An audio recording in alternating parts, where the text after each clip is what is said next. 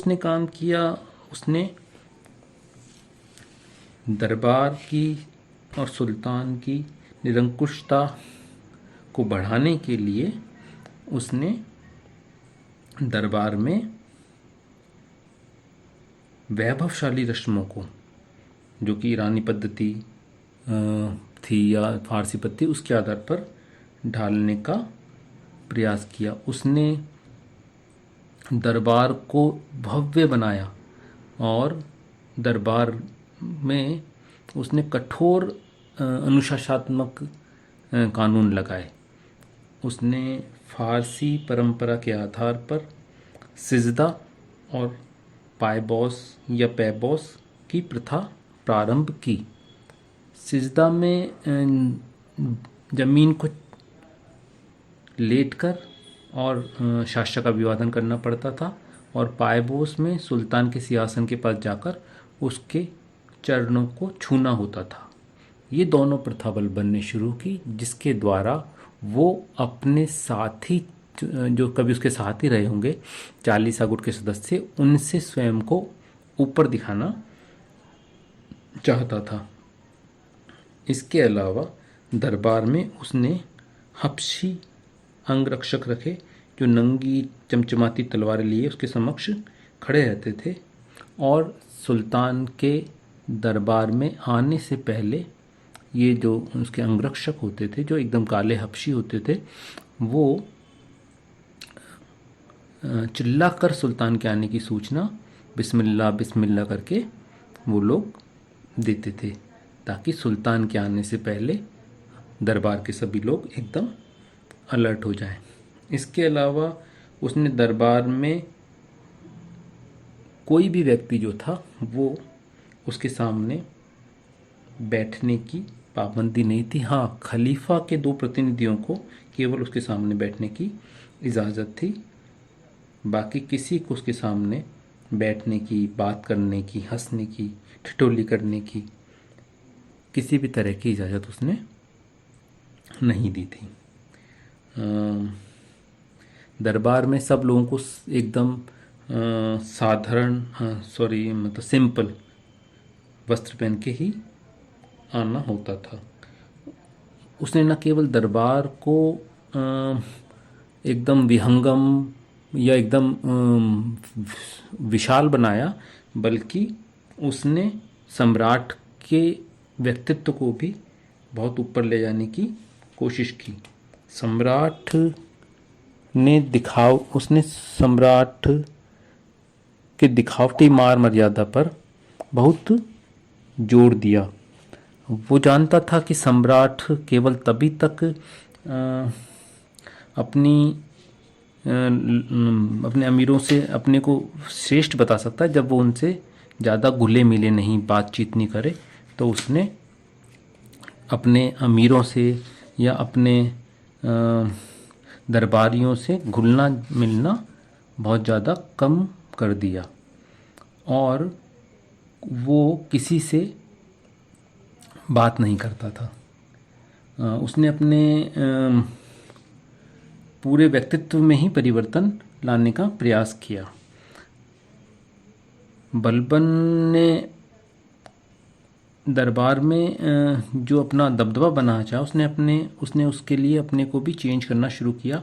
उसका चेहरा, उसकी दाढ़ी लंबे थे और काफ़ी लंबा मुकुट वो पहनने लगा, जिससे उसकी दाढ़ी से लेकर मुकुट की जो ऊंचाई थी वो प्राय 1 गज के बराबर या 1 गज के बराबर 1 मीटर लगभग होती थी।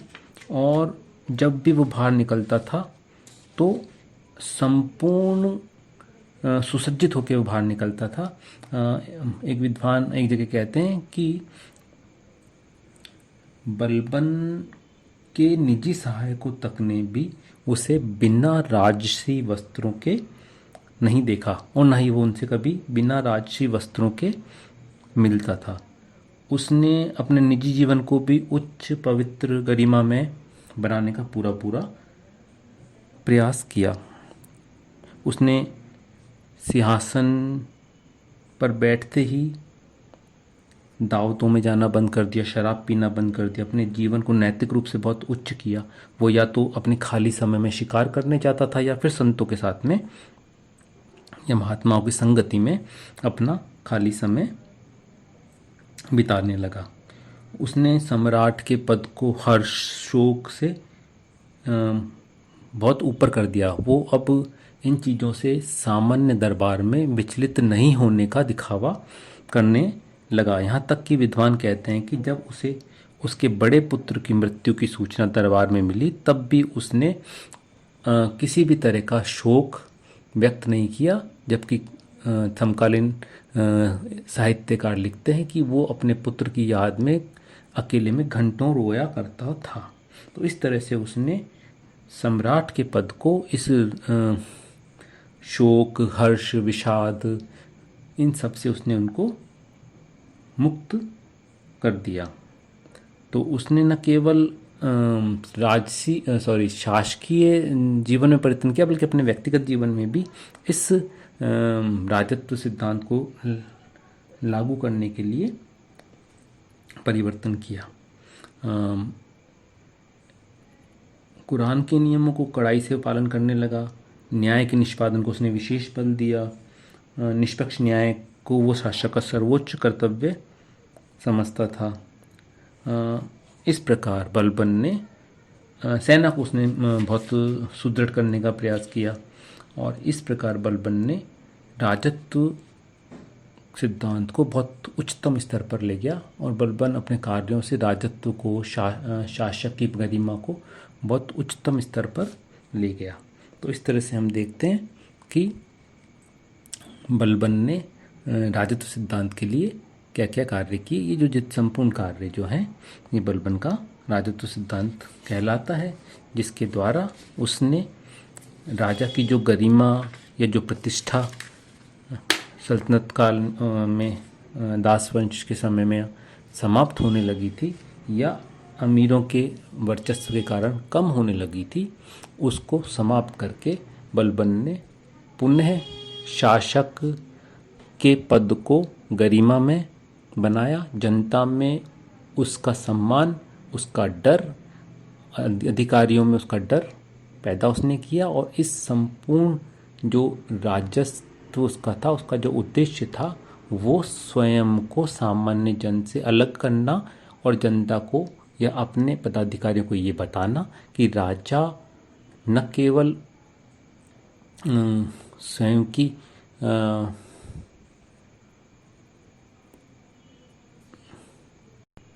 शक्ति से शासक बनता है बल्कि वो ईश्वरीय इच्छा के कारण शासक बनता है और चूंकि उसके शासक बनने में ईश्वरीय इच्छा है अतः वह जनता से, सामान्य जन से बिल्कुल अलग व्यक्ति है और उसकी बातों को सभी व्यक्तियों के द्वारा माने जाना चाहिए।